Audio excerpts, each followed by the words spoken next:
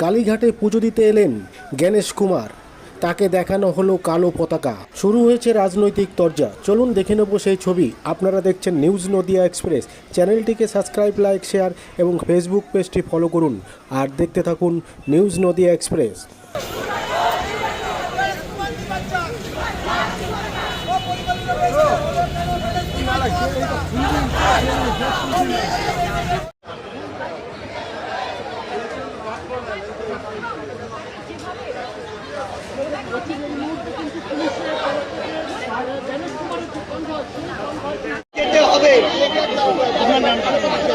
আমার নাম বাসুদেব রায়।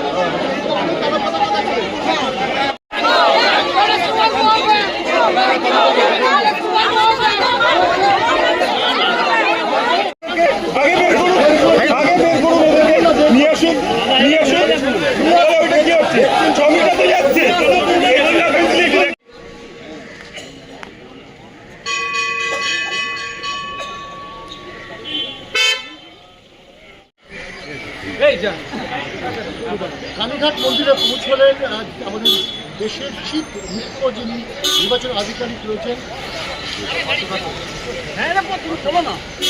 কালীঘাট মন্দিরে পৌঁছলেন, আমরা দেখতে পাচ্ছি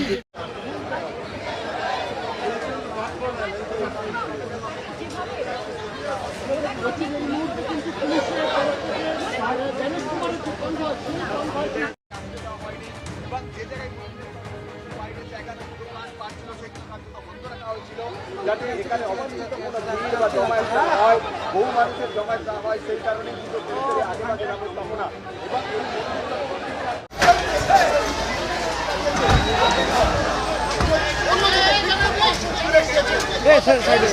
দাদা একটু সাইড দিন, সাইড।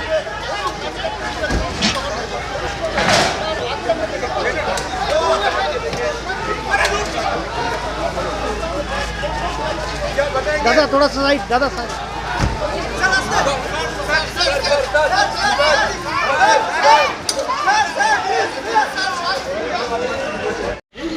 দেখতে পাচ্ছি যে তিনি যখন ঢুকছেন ঠিক তার অন্যদিকে গো ব্যাক স্লোগান, কালো পতাকা দেখানো হচ্ছে একেবারে।